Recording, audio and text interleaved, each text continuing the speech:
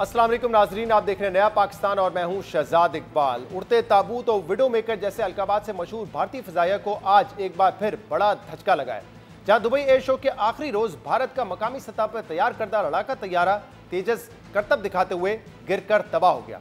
बैनुल अक़वामी media के मुताबिक भारतीय लड़ाका तैयारा मकामी वक्त के मुताबिक 2:10 पर हादसे का शिकार हुआ और क्योंकि ये तैयारा हादसे से पहले एयर शो में करतब दिखा रहा था, इसलिए तैयारे के हादसे की कई वीडियोस भी सामने आई हैं जिनमें देखा जा सकता है कि कैसे ये तैयारा बाएं जानिब मुड़ने के बाद वक्त पर पुल अप करने में नाकाम रहा, जबकि क्रैश से पहले पायलट भी जहाज से बाहर नहीं निकल सका। जिसके बाद भारतीय फिजाइया ने भी तैयारे के pilot wing commander Vikram Singh की हलाकत की तस्दीक करते हुए हादसे की वजूहात जानने के लिए इंक्वायरी का ऐलान कर दिया है। दुबई एयर शो की तारीख में तो ये पहली बार इस तरह का वाकया पेश आया है जहां पे तैयारा हादसे का शिकार हुआ हो, मगर तेजस के क्रैश होने का ये पहला वाकया नहीं है, बल्कि 2 साल से भी कम अरसे में दूसरी बार तेजस के क्रैश का ये वाकया सामने आया है। इससे पहले मार्च 2024 में तेजस तैयारा राजस्थान के शहर जैसलमेर में गिरकर तबाह हुआ था। वाज़ेह है कि तेजस भारत का पहला मुकम्मल तौर पर मकामी सतह पर तैयार करदा सिंगल इंजन फाइटर जेट है, जिसमें नस्ब 50% से ज्यादा हिस्से भारत में तैयार किए जाते हैं, जबकि तैयारे का इंजन अमेरिकी कंपनी जनरल इलेक्ट्रिक से दरामद किया जाता है। तेजस तैयारे को क्रैश आने वाला यह हादसा आलमी सतह पर जग हसाई और भारत के लिए किसी बड़े धचके से कम नहीं है, क्योंकि पहले ही तेजस तैयारों की तैयारी में ताखीर और अफादियत को लेकर कई सवालात उठते रहे हैं और ये सवालात बाहर से नहीं बल्कि भारतीय फिजाइया के सरबराह की जानिब से हवा पर मुसलसल उठाए जाते रहे। अहम बात यह कि भारत ने मकामी सतह पर तेजस तैयारों की तैयारी का आगाज 1984 से किया था और यह फैसला किया गया था कि तेजस तैयारे भारतीय फिजाइया में सोवियत दौर के मिग-21 तैयारों की जगह लेंगे। जिसके बाद भारत ने 27 साल के अरसे में पहला तेजस तैयारा तो 2001 में तैयार कर लिया था, मगर भारतीय फिजाइया में इस तैयारे की पहली शमूलियत को 15 साल लग गए, जब 2016 में तेजस तैयारों को 45 स्क्वाड्रन का हिस्सा बनाया गया। मगर इसके बाद से पिछले 10 साल के दौरान तेजस की तैयारी को लेकर हिंदुस्तान एरोनॉटिक्स लिमिटेड पर तनकीद होती रही है कि यह तैयारा साथ सरकारी कंपनी ठेके तो ले लेती है, मगर वक्त पे तैयारे तैयार करके नहीं देती। और अलमिया यह है कि पिछले 36 सालों में भारत सिर्फ 40 तेजस तैयारे ही तैयार कर सका है। रवां साल जनवरी में भारतीय एयर चीफ अमरप्रीत सिंह ने भी यह एतराज़ किया था और पूरी दुनिया के सामने यह मामला उठाया था कि पिछले 8 सालों में HAL एक भी तेजस तैयारा डिलीवर नहीं कर सका है। Tejas, we started inducting in 2016. Actually, we should go back to 1984 when we conceived that aircraft. First aircraft flew in 2001, 17 years. The induction started another 15 years later, 2016. Today we are in 2024. I do not have the first 40 aircraft also. So this is the production capability. We need to do something. इसी तरह फरवरी 2025 में भी भारतीय air chief ने HAL के हुकाम पर तनकीद करते हुए कहा था कि HAL मिशन मोड पर नहीं बल्कि अभी तक सिर्फ चल जाएगा के मोड पर काम कर रही है। I can only tell you what are requirements and what are worries. Noted. You have to alleviate those worries and make us more confident. We will. At the moment, I am just not confident of HAL, which is very wrong thing to happen. मजा नहीं आ रहा. So we'll work on this. We'll work And this you work send hard on me this. as early as possible. Yes. Something has to change. Some drastic change. भारतीय air chief कह रहे थे कि तेजस की तैयारी में चल जाएगा कि मोड पर काम हो रहा है और आज शायद इनके ये खदशात दुरुस्त साबित हुए हैं जब दुबई एयर शो में तेजस तैयारा गिरकर तबाह हो गया। जबकि अहम बात यह है कि 2 रोज पहले ही इसी एयर शो के दौरान सोशल मीडिया पर कुछ वीडियोस भी सामने आई थी जिनको लेकर यह दावा किया जा रहा था कि एयर शो में रखे गए तेजस तैयारे के फ्यूल टैंक से तेल का अखराज हो रहा था, मगर भारतीय हुकूमत ने इसे फेक न्यूज़ करार दिया था। बहरहाल इस वक्त भारतीय फिजाइया को जंगी तैयारों की किल्लत, तेजस तैयारों की तैयारी में ताखीर और तैयारों के रिकॉर्ड हादसात को लेकर शदीद मुश्किलात का सामना है, क्योंकि भारत ने अपनी 78 साल तारीख में जंग में कम जबकि हादसात में ज्यादा तैयारे गंवाए। भारत पर नजर रखने वाले प्राइवेट डिजिटल प्लेटफॉर्म भारत रक्षक के मुताबिक 1948 से 2025 तक भारत के 1804 तैयारे क्रैश हुए हैं और इनमें से अक्सर तैयारे नॉन कॉम्बैट मिशंस पर गए थे और वो तबाह हो गए, जबकि सिर्फ 143 जंग के दौरान तबाह हुए हैं। रिपोर्ट के मुताबिक सिर्फ 2015 से लेकर आज तक भारत के कम से कम 110 तैयारे क्रैश हो चुके हैं, जिसमें रूसी साख्ता Su-30, MiG-21 और फ्रांसीसी साख्ता जैगुआर तैयारों की बड़ी तादाद शामिल है। इसी तरह 2022 में भारतीय एविएशन एक्सपर्ट अंचित गुप्ता की रिसर्च के मुताबिक पिछले 30 सालों में भारतीय फिजाइया के 534 तैयारे हादसा का शिकार हुए हैं, जिसमें कम से कम 152 पायलट्स मारे गए। बड़े पैमाने पर तैयारों की इन्हीं हादसा की वजह से भारत को अपनी फिजाइया में स्क्वाड्रन्स की शदीद किल्लत का सामना है। भारतीय फिजाइया के मुताबिक उसके पास इस वक्त कम से कम 42 स्क्वाड्रन्स का होना लाजिम है, मगर इस वक्त भारतीय फिजाइया के पास सिर्फ 28 से 29 स्क्वाड्रन्स मौजूद हैं। जबकि इसी तैयारों के हादसा में पायलट्स की हलाकतों का मामला एक ऐसा हसास मामला है जिसको लेकर भारत में मुतादिद फिल्में भी बनाई गई हैं। इसी मौजू पर बनने वाली एक मशहूर फिल्म रंग दे बसंती में दिखाया गया था कि कैसे बैरून मुल्क से सस्ते पार्ट्स की खरीदारी और हुकूमती करप्शन भारतीय पायलट्स की हलाकतों की वजह बनती आई है। मगर भारतीय हुकूमत इन जेट्स के गिरने की जिम्मेदारी पार्ट्स पे नहीं बल्कि पायलट्स पर डालती रही है। यानी इंडिया में ये एक बहुत बड़ा इशू है कि पिछले 10 साल में 110 फाइटर जेट जो है वो गिर चुके हैं और वहाँ पे ये कहा जाता है कि जो पार्ट्स थे उसके वो नाकिस थे, इस वजह से हादसा पेश आए। इसमें पायलट्स की बड़ी तादाद में अमवात हुई हैं, तो यानी कि वहाँ पे एक बड़ा इशू है। इस पर बात करेंगे। सिप्ते आरिफ इस वक्त हमारे साथ मौजूद हैं, जियो न्यूज़ के नुमाइंदे। वो वहाँ पे दुबई शो पे उस वक्त दुबई एयर शो के मकाम पर मौजूद थे। ज़रा बताइएगा सिप्ते आरिफ, जब ये हादसा पेश आया हमने देखा कुछ वीडियोज़ में कि लोग बड़े परेशान और शॉक नज़र आ रहे थे। पूरी सूरत इसके बाद क्या हुआ वहाँ पर जब ये जहाज़ क्रैश हुआ? जी शहजाद, जैसे कि आपने बताया कि काफ़ी परेशान थे, यकीनन परेशान होना भी चाहिए क्योंकि दुबई एविएशन की या दुबई एयर शो की तारीख में ये पहली बार हुआ है। 40 साल से ये दुबई एयर यहाँ मुतवातिर चल रहा है और अल मक्तूम एयरपोर्ट पर जो है ये गुज़श्ता 10 साल से यहाँ पर एयर शो हर 2 साल बाद यहाँ पर मुनक़िद किया जाता है। बिल्कुल स्मूथली ख़त्म होता है। आज 5वां रोज़ था, आखिरी रोज़ था, जुमे का रोज़ था।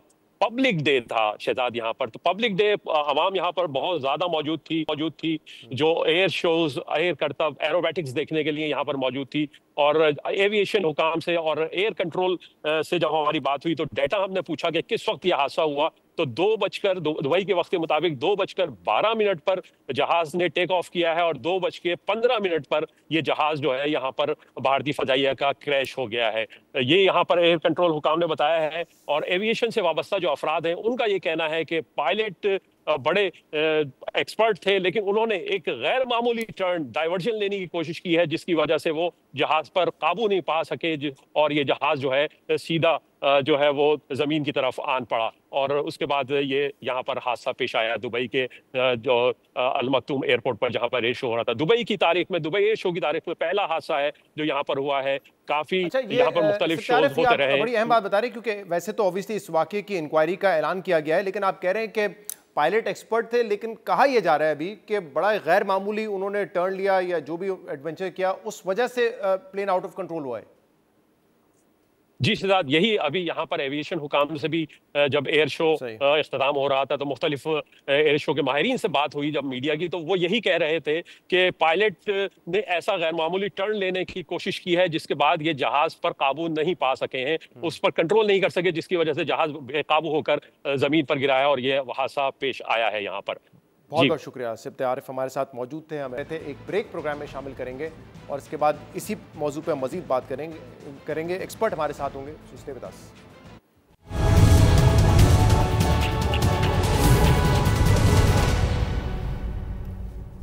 वेलकम बैक नाज़रीन। इंडियन फाइटर जेट तेजस का जो आज एक्सीडेंट हुआ है, क्रैश हुआ है, उस पर हम मजीद बात करेंगे। उसके लिए हमें ज्वाइन किया है खालिद चिश्ती साहब ने, दिफाई तजयकार है, एयर कॉमोडोर रिटायर्ड। बहुत बहुत शुक्रिया खालिद साहब, आपने हमें ज्वाइन किया।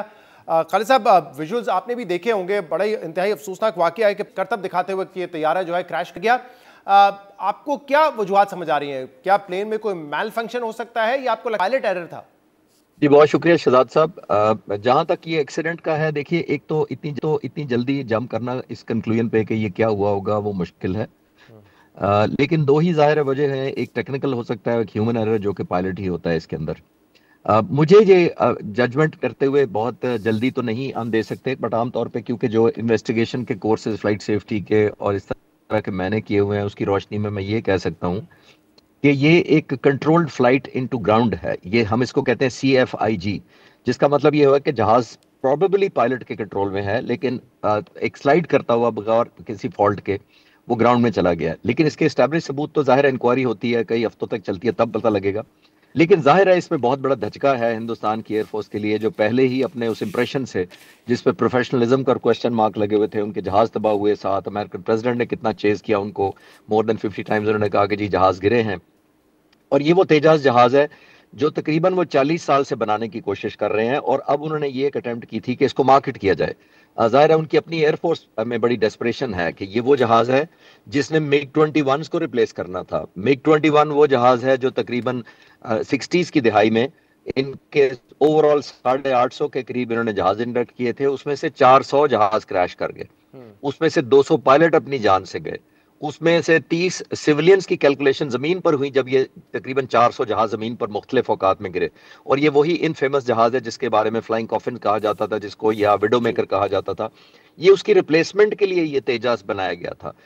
और आप देखिए 850 जहाज ना सिर्फ कंज्यूम हुए, 400 ग्राउंड कर दिए गए सितंबर में। अब कोई मिग 21 नहीं उड़ रहा, और 850 के बदले में सिर्फ 40 तेजाज आज हिंदुस्तानी एयरफोर्स के पास हैं। और वो भी तेजाज ने मई के कॉन्फ्लिक्ट में हिस्सा भी नहीं लिया था। उनको श्रीलंका के करीब उनके बॉर्डर के पास एक एयरबेस है, सुलूर एयरबेस, वहां रखा गया, यानी कॉम्बैट से इंतहाई दूर, ताकि वो जहाज किसी तरह वो कॉम्बैट में कोई रोल ना प्ले कर सकें या पाकिस्तान के जहाज उनको थ्रेट ना करें, एक बात।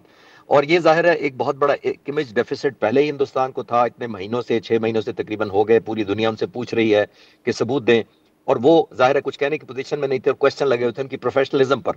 और अब ये प्रोफेशनलिज्म और ज्यादा डेंट हुआ है जब उन्होंने देखा कि उनके वो जहाज जो जाहिर है बेस्ट परफॉर्मिंग जहाज लेकर आते हैं, बेस्ट पायलट इसको उड़ा रहे होते हैं, और ऐसे इवेंट पर बुनियादी तौर पर आ जाना कि जहां पब्लिक के सामने हजारों लोग नीचे खड़े हैं और लाखों लोग टीवी पर देख रहे होते हैं, और उसके बावजूद ये जहाज का तबाही से दो चार होना, एक तो जाहिर है मैं एज अ ह्यूमन बीइंग और एज अ फाइटर पायलट मैं इंडियन एयरफोर्स के साथ कंडोल करना चाहूंगा। ह्यूमन लॉस है, उसमें मुझे कोई खुशी नहीं है। अफसोसनाक वाकया जो आपने भी कहा, तो था नहीं। एग्जैक्टली मैं इसीलिए कह रहा हूं कि as a former fighter pilot मैं अपनी ऑफर करना चाहूंगा sympathies to the family specially, और जाहिर है उनका बहुत बड़ा लॉस हुआ है, लेकिन जो लॉस उनकी एयरफोर्स को हुआ है शायद वो इतनी जल्दी रिकवर नहीं कर पाएगी इंडियन एयरफोर्स। उसकी वजह ये है कि वही कॉन्फिडेंस बिल्ड करने के लिए इस जहाज को मार्केट में लाए थे। ये दुबई एयर शो के बारे में आपके व्यूअर्स को मैं बताता चलूं कि वन ऑफ द बिगेस्ट, दुनिया में सबसे बड़ा ये एयर शो होता है। आज जो ये हो रहा है तकरीबन 200 के करीब जहाज डिस्प्ले पर थे, और सिर्फ फाइटर जहाज नहीं, दुनिया भर से कमर्शियल जहाज, हेलीकॉप्टर्स, ड्रोन्स, मिसाइल्स।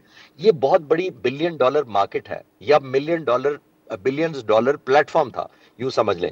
ये वो प्लेटफॉर्म है जिसमें बहुत सारे डील्स और सौदे होते हैं। मैं एक मिसाल सिर्फ आपको दे देता हूं कि कितना बड़ा सौदा कल हुआ है। एमिरेट एयर ने बोइंग एयरक्राफ्ट कंपनी के साथ तकरीबन 59 बोइंग 777-9 का सौदा किया, जो बिलियंस में है। तो मैं ये सिर्फ हाईलाइट करने के लिए कह रहा हूं कि ये इतना बड़ा प्लेटफॉर्म है, यहाँ बहुत सारा अपॉर्चुनिटीज होती हैं मुख्तलिफ मुल्कों के लिए, खास तौर पे जो मैन्युफैक्चरर्स होते हैं। और एक आखिर में बात जरूर करता चलूं कि यहाँ सबसे top level decision makers available होते हैं, जिनके सामने स्टैटिक डिस्प्ले होता है जो जमीन पर होता है, और एरोबैटिक्स जो करते हैं। यहाँ मिनिस्टर्स होते हैं, यहाँ एयर सर्विसेज चीफ्स होते हैं, यहाँ बहुत पॉलिसी मेकर्स होते हैं। उनके सामने इस जहाज का गिर जाना, इसलिए मैं अर्ज कर रहा हूं कि इसकी क्रेडिबिलिटी को रिकवर करते शायद बहुत अरसा लगेगा हिंदुस्तान को। नहीं, बड़ी यूजफुल बात आपने की, क्योंकि ऑब्वियसली यहाँ पे जब इतनी बड़ी तादाद में शोकेस करते हैं लोग अपनी टेक्नोलॉजी को, तो वहाँ पे खरीदार भी होते हैं इसके। लेकिन आपने प्रोफेशनलिज्म की बात की, अभी हमने दिखाया भी कि इंडिया में एक बड़ा इशू रहा है, और इस पर मूवीज़ तक बन चुकी हैं कि वहाँ पे अवाम ब्लेम करती आई है कि इसमें करप्शन एलिमेंट भी है। जैसे मिग की आपने बात की, तो उस वक्त इल्ज़ाम लगते थे कि इसके जो पार्ट्स हैं वो पुराने होते हैं। दूसरी तरफ से फिर हुकूमत की तरफ से जब इसको मामले को दबाना होता है तो वो पायलट एरर पर डाल देते हैं। तो ये ओवरऑल ये मामला आप इसको कैसे देखते हैं, क्योंकि अगर इतना पैसा खर्च करते हैं, वो एस्टैब्लिश उनकी आर्मी एयरफोर्स है, तो अब तक ये रिकवर क्यों नहीं कर पाए, चाहे वो प्रोफेशनलिज्म का मसला हो पायलट्स का या टेक्नोलॉजी का इशू हो? देखिए शहजाद साहब, एक तरफ करप्शन है और एक डेस्परेशन या फ्रस्ट्रेशन भी बहुत है हिंदुस्तान की एयरफोर्स में, और वो क्यों है वो मैं अर्ज कर देता हूँ। जनवरी 9 की इस साल के इंडियन एयरफोर्स चीफ ने एक पब्लिक सेमिनार में ये कहा था कि technology delayed is technology denied, और वो उन्होंने इसी जहाज के मुताल्लिक कहा था, क्योंकि उन्होंने कहा कि 2000 में मैंने 40 जहाज जो तेजास हैं वो ऑर्डर किए थे, हिंदुस्तान एरोनॉटिकल लिमिटेड हाल जो कंपनी बना रही है, और हमें एक भी जहाज 9 साल में नहीं मिला। और एक अब आगे आते हैं, फिर उन्होंने इसी 30 मई को हमारे कॉन्फ्लिक्ट के बाद जब उनके जहाज तबाह हो चुके थे, दोबारा एक पब्लिक सेमिनार में कहा कि जब मैं कॉन्ट्रैक्ट साइन करता हूं किसी कंपनी के साथ जहाजों का या मिसाइल्स का, और सिग्नेचर के वक्त मुझे पता होता है कि ये टाइमलाइन ऑनर नहीं होगी या मीट नहीं होगी, जी जी, तो जिसका मतलब ये हुआ कि उनमें एक एलिमेंट ऑफ डिसअपॉइंटमेंट, फ्रस्ट्रेशन उनके एयर चीफ में मैंने रिपीटेडली देखी। यहां जब मैं पाक फिजाइया के सरबराह से कई दफा मिल चुका हूं, तो मुझे एक पैशन है, एक परसुएशन है उनकी टीम में, टाइमलाइन से आगे चल रहे होते हैं लोग, और एक डेडिकेशन होती है, और एयर चीफ का काम होता है रिसोर्सेज मैनेज करके देना। यहां पे मैं ये देखता हूं और वहां एयरफोर्स चीफ ये कह रहे हैं, तो शहजाद साहब आप एग्री करेंगे कि ये जो डिसअपॉइंटमेंट होती है, जो फ्रस्ट्रेशन है, ये down to the lowest technician या एयरमैन तक फिल्टर डाउन करती है। सही है। एक एलिमेंट ऑफ जो मायूसी का नजर आएगा, तो जाहिर अगर आपके सरबराह में होगा कि वो मायूस है, तो जाहिर है सबके सब मायूस खालिद साहब, मेरे पास वक्त तो ये कम रह वो गया। इसी की कंट्रीब्यूशन नजर आ गई। बहुत शुक्रिया, बहुत शुक्रिया, आप हमारे साथ मौजूद थे, अपना तजिया इस हवाले से दे रहे थे। नाज़रीन, प्रोग्राम में एक ब्रेक शामिल करते हैं, इसके बाद एक और अहम मौजू है, इस पर बात करेंगे। सिर्फ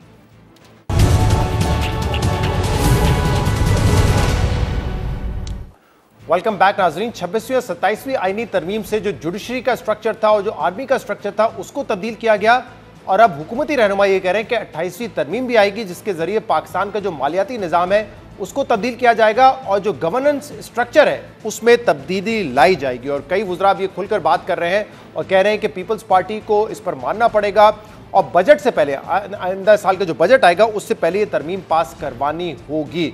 और इसमें अब हुकूमती इत्तेहादी MQM भी जो है वो खुल के सामने आई है। MQM के मुख्तलिफ रहनुमा प्रेस कॉन्फ्रेंस और टॉक शोज़ में अब ये बात कर रहे हैं कि पाकिस्तान का जो गवर्नेंस स्ट्रक्चर है, यानी कि जो बलदियाती निज़ाम है, उसको तो बेहतर करना है, लेकिन साथ साथ अब वो पाकिस्तान में नए सूबों के क़याम की बात भी कर रहे हैं, और सिंध में भी नए सूबों पर लाने की बात कर रहे हैं, जिसपे पीपल्स पार्टी का मौक़िफ़ ये है कि सिंध की तकसीम हम नहीं होने देंगे। इस मौजू पर हम बात करेंगे, जिसके लिए हमें ज्वाइन किया है ख्वाजा इज़हारुल हसन साहब ने, MQM के सीनियर रहनुमा हैं, और इसके अलावा हमें ज्वाइन कर रहे हैं पीपल्स पार्टी के सीनियर रहनुमा नासिर हुसैन शाह, जो कि सिंध में बल्दियाती वजीर भी हैं। नासिर साहब आपका भी शुक्रिया, ख्वाजा साहब आपका भी शुक्रिया। ख्वाजा साहब, पहले आपकी तरफ आते हैं। पिछले 3-4 रोज़ में हमने देखा MQM की तरफ से प्रेस कॉन्फ्रेंस भी की गई है, मुख्तलिफ टॉक शोज़ में जो आप बात कर रहे हैं, तो एक तो बात ये होती है कि जो इख्तियारात हैं और जो वसाइल हैं उनको डिस्ट्रिक्ट लेवल तक मुंतकिल किया जाए, क्योंकि ये नहीं हो सकता कि सेंटर से पावर डिवॉल्व होकर प्रोविंसेस पे तो आ गए लेकिन वो नीचे नहीं जा रहे। लेकिन साथ में आप लोग एक और बात भी कर रहे हैं, और वो है नए सूबे के क़याम के हवाले से। अब ज़रा बताइएगा MQM की एग्जैक्टली क्या ख्वाहिश है, कि सूबे बनाने चाहते हैं आप मुल्क में मजीद ताकि गवर्नेंस बेहतर हो, या आप समझते हैं कि इस वक्त जो बल्दियाती निज़ाम है उसको मजबूत करने की ज़रूरत है? देखिए, बहुत शुक्रिया शहजाद। असल में अब पाकिस्तान में 2005 से अमूमी तौर पे, या 2008 से और 2025 तक एक जमहूरी हुकूमतों का तसलसल रहा है। पहले ज़ाहिर पाकिस्तान पीपल्स पार्टी, फिर उसके बाद PMLN, फिर PTI, और फिर तमाम जमातें हुकूमत में।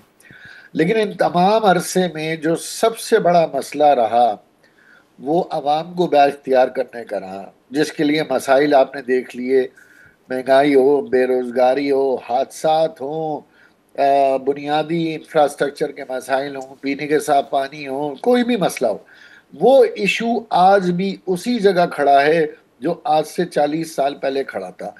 आज से 50 साल पहले के रहनुमाओं की तकरीरें सुन लें आप, अयूब खान साहब की तकरीर सुन लें, भुट्टो साहब की तकरीर सुन लें, याहिया खान की तकरीर सुन लें, और आज आसिफ अली जरदारी साहब की सुन लें, नवाज शरीफ साहब की सुन लें, कम व बेश अवाम के हवाले से, महंगाई के हवाले से, मईशत के हवाले से, इम्पोर्ट के हवाले से, एक्सपोर्ट के हवाले से, डॉलर के हवाले से एक ही रोना मुसलसल बरकरार है।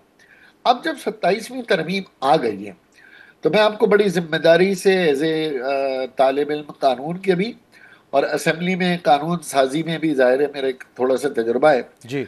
27वीं तरमीम के आने के बाद आपको मजीद तरमीम की ज़रूरत पड़ेगी, लाजमी पड़ेगी, क्योंकि अब बैरूनी दिफा को मजबूत करने के लिए आपने कॉन्स्टिट्यूशनल प्रोटेक्शन दिया, आपने हमारी अफवाज पाकिस्तान की स्ट्रक्चरल चेंजेस की जी। आपने जुडिशरी में चेंजेस की। गो के पीपल्स पार्टी कहती है कि ये चार्टर ऑफ डेमोक्रेसी में उनकी फतह है, लेकिन चार्टर ऑफ डेमोक्रेसी में 140A को भी आईनी प्रोटेक्शन देनी है, जो कि 19 साल पहले ये पीपल्स पार्टी मोहतरमा बेनज़ीर भुट्टो साहब और नवाज शरीफ साहब ने महसूस कर लिया था कि अगर हम ये नहीं करेंगे तो एक ना एक दिन ये सारा का सारा जो अवाम की बदहाली का मलबा है वो इन पर आएगा, और आ रहा है, चाहे सुबह सिंध के हालात हों, जुनूबी पंजाब के हालात हों। तो 27वीं तरमीम जैसे ही अमल दरामद होना शुरू होगा, ठीक, वो 28वीं का भी दरवाजा खोलेगी, वो 29वीं का भी खोलेगी, 30वां का भी। और दूसरा, ये नागुज़ीर है कि आप 27वीं तरमीम के साथ 140 ए को एम्पावर किए बगैर अंदरूनी खल्फशारी, शोरिशें, दहशतगर्दी, उसके समरात हासिल करना नामुमकिनात में से है। सही। और इसी तरीके से आपका तालीम का इशू है, आपका हेल्थ का अच्छा, उस इशू पर से है, पहले लेकिन आपका मुझे आबादी अगर का आप इशू शॉर्टली है। बता सकें ख्वाजा साहब, तो आपकी नज़र में, आपकी जमात की नज़र में एक माकूल और डुएबल काम किया है कि 140A जो है उसको आप कानूनी शक्ल दें, उस पर अमल दरामद करें, या आपके ख्याल में जो सूबों वाला मामला है, क्योंकि वो तो जाहिर सी बात है कंसेंसस डेवलप करना वो एक मुश्किल मामला है, डुएबल क्या है इस वक्त? देखें, अब मसला ये है कि 140A के नफाज का वक्त तो मेरा ख्याल है इसलिए खत्म हो गया कि 2013 से 2015 से 25 तक 140A हमने सूबे सिंध में देख लिया। जी, पंजाब में हमने 140A के बगैर भी मकामी हुकूमत देख ली, इस्लामाबाद में इलेक्शन नहीं देखा, बलूचिस्तान के पीके में पीटीआई की गवर्नमेंट में जो 140A था उसका भी बुरा हाल है। तो मेरा ख्याल है बात 140A से बहुत आगे निकल गई है। अब पाकिस्तान में चारों सूबों की गवर्नेंस के लिए, खास तौर पे बलूचिस्तान, केपीके और किसी हद तक पंजाब और सिंध में भी, अब इतना बड़ा खित्ता सही, एक वजीर आला या उसके चंद वज़रा नहीं संभाल सकते। ठीक, और अल्टीमेटली आप क्या करते हैं, देखिए अल्टीमेटली आप क्या करते हैं, जलजला आ जाए तो आपको अफवाज की जरूरत पड़ती है।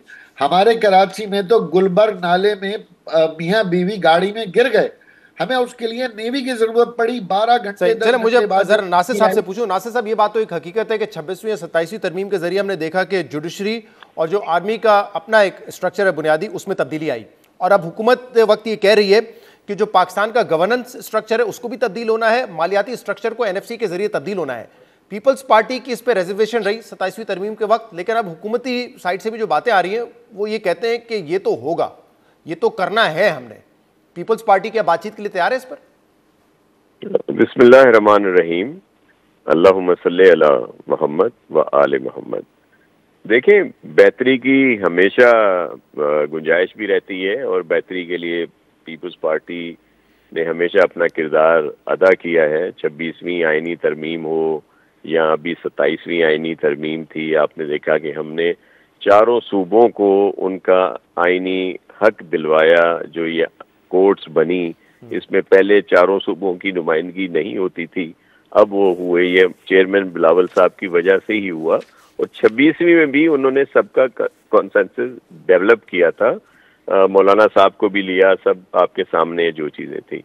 अब भी जो पाकिस्तान की बेहतरी के लिए जो बात होगी उसमें जाहिर है हम अपना किरदार जो है अदा करेंगे। कुछ ऐसी बातें ज़रूर हैं जिन पे कोई भी समझौता नहीं हो सकता।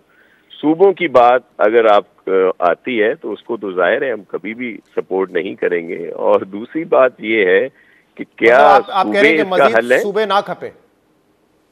देखिए, उसका हल कैसे है? अभी भी जो मुख्तलिफ इस वक्त के भी जो चारों सूबे हैं उनमें भी बहुत सारी जगहों पे जो एक सेटअप है वो प्रॉपर अभी तक नहीं हो सका। तो ये जो नए सूबे बनेंगे, आया इतनी असेंबलियां वहां आप बना सकेंगे? सुप्रीम कोर्ट्स बनाएंगे, हाई कोर्ट्स बनाएंगे, सेक्रेटेरिएट बनाएंगे? ये क्या हम लोग इस चीज के मुतहम्मिल हैं? नहीं है ऐसी चीज। दूसरी बात आ जाए, जो मेरे इंतहाई मोहतरम है ख्वाजा साहब, वो हमें एमक्यूएम पाकिस्तान के लिए बड़ी इज्जत एहतराम है, लेकिन ये इस तरह की बातें अब ये कर सकते हैं, हम तो इनको कुछ नहीं कह सकते। हमारा दिल जरूर दुखता है कि ये सिंध की तकसीम की बात करते हैं, लेकिन हम इस वजह से इनको ज्यादा दिल पे नहीं लेते कि हम इनकी बातों को सीरियस ही नहीं लेते। ये सिर्फ बातें कर देते हैं, वो कर लें, जो मर्जिया कह दें मेरे बड़े अदब व एहतराम के साथ, लेकिन सूबों की जाहिर है कोई तकसीम मुमकिन ही नहीं है। साहब, जब पहले एमक्यूएम कभी ये बात करती थी या उनके जो पुराने बानी थे एमक्यूएम के, वो ये बात करते थे ना, तो फिर उस वक्त हम देखते थे कि गद्दारी जैसी बातें भी उनके खिलाफ शुरू हो जाती थी। लेकिन अब ऐसा लगता है कि इनको सपोर्ट है एक तो हुकूमत की, और ये शायद कहीं ना कहीं कहते भी हैं, ख्वाजा साहब ने भी कहा कि जो करता धरता है वो ये करवा लेंगे। तो अब ये कोई इनको ये नहीं कह रहा कि आप ये कैसी बातें कर रहे हैं कि पंजाब में सूबे या सिंध में सूबों की आपने बात कैसे कर दी, क्योंकि करता धरता वो कहते हैं साथ है हमारे। नहीं, शहजाद इकबाल साहब, मैं सच बता रहा हूँ, हम इनकी अब बातों को सीरियस ही नहीं लेते। और भले ये जो मर्जी है कह लें, हमें इनके लिए बड़ा एहतराम है। लेकिन आसद, और जाहिर है गवर्नेंस सिस्टम बेहतर चाहिए, इसको तो संजीदा लेना कम से कम, ये तो एक सीरियस जी बिल्कुल, इसके लिए कोई इशू नहीं है। गवर्नेंस सिस्टम को बेहतर होना चाहिए और बेहतर किया भी है और मजीद करने की गुंजाइश भी है, जिसको बेहतर किया जा रहा है। अब जो थोड़ा मैं उस पर 140A पे भी आ जाऊं जी। और ये जो इस वक्त के बल्दियाती इंतखाबात हैं, जो काउंसिल्स हैं, वो सबसे ज्यादा अगर कहीं बाइख्तियार हैं तो वो सिंध में है। पंजाब में आपने देखा कि जो इलेक्टेड लोग थे, पीटीआई की गवर्नमेंट ने 2-2.5 साल उनके रहते थे, उनको घर भेज दिया। अच्छा, अब ये 140A का निफाज या ये सारा कुछ क्या सिर्फ सिंध के लिए है? पंजाब में अभी कवानीन पास किए गए हैं बल्दियाती निज़ाम के, उनको ज़रा देख लें। अगर मेरे मोहतरम भाई ख्वाजा साहब या इनकी पार्टी चाहती है तो हम पंजाब वाला बल्दियाती निज़ाम यहाँ ले आते हैं, उससे मुतमिन हो तो हम हाजिर हैं। मैं अभी कमिट करता हूँ आपके सामने और मैं इसकी जिम्मेदारी भी लेता हूँ। मैं एक सियासी कारकुन हूँ अपनी पार्टी का, मैं ज़रूर उनको इस बात पे आमादा करूँगा। और हमारे चेयरमैन साहब ने तो खुले दिल से हमेशा एक मुस्बत बात की है सबके लिए, और उनको एमक्यूएम का एहतराम भी है। वो कहते हैं कि सबने साथ चलना है। चल ठीक, मैं इसमें जरा ख्वाजा साहब से एक सवाल करना चाहूंगा। ख्वाजा साहब, सवाल भी और मेरा समझने कि थोड़ा सा तज्जिया भी इसमें शामिल है, क्योंकि ये बात बड़ी इंपॉर्टेंट की नासिर साहब ने कि क्या मुल्क में इस वक्त मजीद सूबे बनाकर हम इतने सारे हाई कोर्ट, सेक्रेटरीट ये सब बना सकेंगे? क्योंकि इस्लामाबाद में अभी जो आईनी अदालत बनी है, इनके पास बैठने को जगह नहीं है। इस्लामाबाद हाईकोर्ट वाले परेशान हो गए कि हमारी बिल्डिंग में आके बैठ गए, कल से हमसे ये बिल्डिंग खाली करवा लेंगे। तो हम एक काम कर देते हैं, फिर सोचते हैं कि यार यहाँ तो बैठने की जगह नहीं है इनके। तो क्या ये जो प्रेशर इस वक्त डाल रहे हैं आप लोग सूबों के हवाले से, ये एक मैक्सिमम पोजीशन है ताकि ये प्रेशर डाल के सूबों का कि कम से कम हम 140A के इख्तियारात ले लें, एनएफसी में जो तब्दीली सेंटर चाहती है वो करवा लें? तो ऐसा लगता है एक एक्सट्रीम पोजीशन है, लेकिन आखिर में एनएफसी वगैरह पे आप लोग सेटल कर जाएंगे? जी शहजाद, पहले ये बताइए कि ये जो लोकल गवर्नमेंट सिंध में इस वक्त राइज है, जो कि एक बेहंगम लोकल गवर्नमेंट है, आखिरकार पहले इन्होंने 7 जिले बनाए, 7 जिले के बना 29 टाउन म्यूनसिपल कॉरपोरेशन बना दी, 29 ऑफिस बन गए ना, 29 का स्टाफ बैठ गया आकर। सिंध गवर्नमेंट ने कौन सी बिल्डिंगें दी हैं बना बनाकर? सिंध गवर्नमेंट ने कौन से 29 टाउन ऑफिस बना के दिए हैं? जिसको जहां सरकारी जगह मिली वो वहां अकोमोडेट हुआ, एडजस्ट हुआ। अब आइए सूबों की बात पर। पहली चीज तो ये क्लियर कर दूं, पंजाब में 140A की करारदाद कौमी असेंबली में आई है, पीपल्स पार्टी के MPs के दस्तखत हैं और उन्होंने आईनी तहफ्फुज का मुतालबा किया। 2 पेज की करारदाद है। शाह साहब को यह भी बताता चलूं, फ्लोर पे बिलावल साहब ने भी ये फरमाया था कि जी हाँ, चार्टर ऑफ डेमोक्रेसी में बहुत सारी कमी रह गई है जिसे हम पूरी करेंगे। आखिरी बात शाह साहब, चार्टर ऑफ डेमोक्रेसी का सेक्शन 10, सेक्शन 29, सेक्शन 30 पढ़ लें, जो के लिए इस वक्त आपके लिए बड़ा मुकद्दस वो डॉक्यूमेंट है। उसमें आपने खुद कहा है कि आप 140A को आईनी तहफ्फुज देंगे और बहुत सारी बातें की हैं। अब आइए सूबों पर। भाई एनएफसी में 57.5% सूबों को मिलता है ना। अगर सूबे बनते भी हैं तो 57.5% जो 4 सूबों को मिल रहा है वो 12 को मिल जाएगा। वसाइल की तकसीम हो जाएगी ना, कोई बाहर से पैसे तो नहीं लाने आपको। आखिर 4 सूबे 57.5 लेकर, जिसमें सिंध हुकूमत 4,000 अरब रुपए ले रही है विफाक से और 1,500 अरब रुपए सूबे से जनरेट कर रही है, तो भाई आखिरकार जितने सूबों को मिल रहा है वो 57.5। क्या ये रियलिस्टिक डिमांड है सूबों की इस वक्त? क्योंकि वो तो कह रहे हैं आपको संजीदा ही नहीं लेते वो लोग, और इसीलिए मैं ये पूछ रहा हूं कि क्या ये प्रेशर टैक्टिक के तौर पर इस्तेमाल किया जा रहा है सूबों को? वो हमें बिल्कुल संजीदा ना ले। उन्हें मैं सिर्फ याद दिलाना चाहता हूँ कि कराची में बड़ी मुख्तदर शख्सियत कारोबारी लोगों के साथ पिछले महीने यहाँ बैठक हुई थी, और ये सबसे पहले बहुत अरसे बाद उन्होंने खुद महसूस किया कि पाकिस्तान में 12 सूबे बनने चाहिए। और ये मैं नहीं कह रहा, ये तो आपकी शराफिया भी है, एस्टेब्लिशमेंट भी है, ब्यूरोक्रेसी भी है, और सिंध के अंदर से भी अब ये आवाजें उठ रही हैं। अब कोई लड़ने मरने जान देने तैयार नहीं है। अब किसी इस खुशफहमी में हमें नहीं रहना है। पाकिस्तान हमारी माँ है, और बाकी सूबों में जब सूबे बन सकते हैं, पीपल्स पार्टी पंजाब जैसे सूबे में सूबा बना सकती है, KPK में बना सकती है, सिंध किसी को लीज तो नहीं करके दिया हुआ ना। तो इंशाल्लाह ताला पाकिस्तान, देखें शहबाज शरीफ साहब ने बड़ी अच्छी बात की थी बिलावल साहब को मुखातिब करके कि कुछ फैसले ऐसे लेने होंगे जिसमें पाकिस्तान की विफाक को मजबूत करना होगा। और आपको क्यों यकीन है कि इस मर्तबा ये हो जाएगा जो पहले कभी नहीं हुआ, कि गवर्नेंस सिस्टम पे इतनी बेहतरी की बात है सुबह, क्यों, क्या आपको कॉन्फिडेंस है ख्वाजा साहब? देखिए, ना हम एहतजाज कर रहे हैं, ना हम इनके मरने मारने की बातों को सीरियस लेते हैं। जैसे ये हमें सीरियस ले रहे हैं ना, तो हम भी इनकी मरवेजों को सीरियस नहीं लेते, क्योंकि ये पिछले कई सालों से नारा लग रहा है। लेकिन वैसे ही सिंध के अंदर आम सिंधी वैसे ही बेचारा जमहूरियत के हाथों मर रहा है। तो इंशाअल्लाह ताला हमें यकीन है, एक पॉलिटिकल विजन है हमारा। और मैंने आपको शुरू में क्या कहा, 27वीं तरमीम के समरात आने दें, ये तरामीम एक एक करके आएंगी। 28 में नहीं आएंगी, 29 में आएंगी। रियासत फैसला कर चुकी है, रियासत ये फैसला कर चुकी है कि एक एक ये करना है हमने। सर, रियासत से मेरा बराह रास्त तो राब्ता नहीं है, मेरा तो रियासती सुतून चौथा जियो से राब्ता है और मुकन्ना से राब्ता है।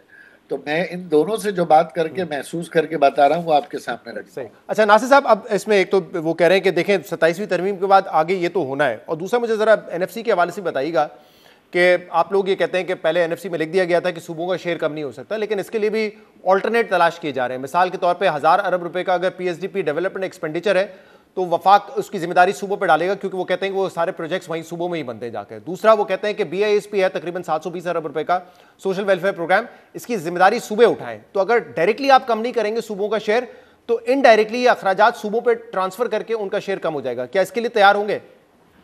देखें, सबसे अहम पाकिस्तान है और पाकिस्तान हमारी शान है और पाकिस्तान के लिए ही हम सब हैं।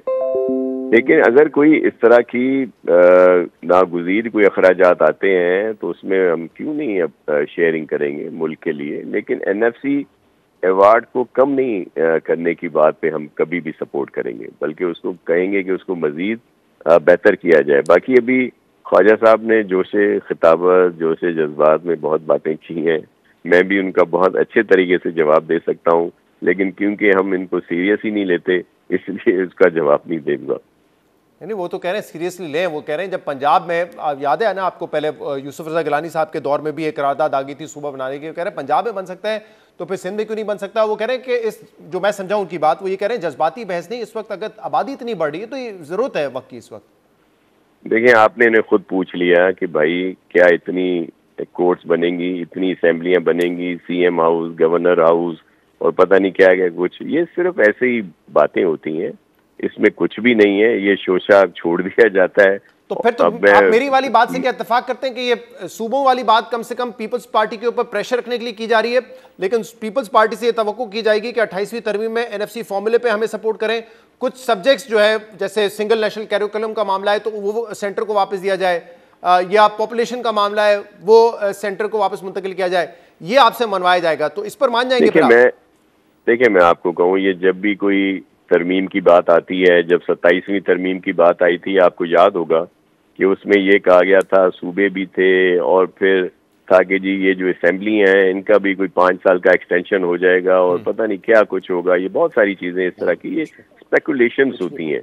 अब 28वीं तरमीम की बात हो रही है, पहले आईजी जरूर होगी जी, अब अप्रैल में होगी, चले वो जब होगी, अब ये इसके लिए जब वो आएगी तब देखेंगे, तब बात करेंगे। मैं आपको बताऊं, नून लीग के कुछ लोगों से मेरी भी बात हुई, वो कहते हैं कि देखें पीपल्स पार्टी के पास अब ज्यादा रूम नहीं है निगोशिएट करने का। इम्यूनिटी मिल गई सदर साहब को, लाइफ टाइम आजाद जम्मू कश्मीर की हुकूमत मिल गई, तो अब जब हम कुछ चीज प्रपोज करेंगे तो उनको माननी पड़ेगी। ये वहां पे एक रवैया है इस वक्त। देखिए, पहले तो एक ये सिंपल सी बात है कि क्या वो चाहते हैं, सूबे वो चाहते हैं, क्या वो 140A के तहत जो है वो बल्दियाती निज़ाम पंजाब में लागू करना चाहते हैं, या दीगर जहां भी उनको इस तरह की चीज हो, ये भी जरा उनसे पूछ लीजिएगा, जो आपका क्लोज कोऑर्डिनेशन है PMLN वालों के साथ। बाकी ऐसे बातें करने में कुछ नहीं होता, वो भी करते हैं, मेरे मोहतरम भाई ख्वाजा साहब भी कर रहे हैं और मैं भी कर रहा हूँ। ये एक अहम मामला है कि अब तक मरियम नवाज साहबा ने भी इस पर कोई अपनी पोजीशन, अपने सूबे की पोजीशन नहीं बताई कि वो इसके हक में या नहीं है। बट बहुत बहुत शुक्रिया नासिर हुसैन साहब आपका भी और ख्वाजा आजाद साहब आपका भी। नाज़रीन, आज के प्रोग्राम में इतना ही। शो से इजाजत दीजिए, अल्लाह हाफिज़।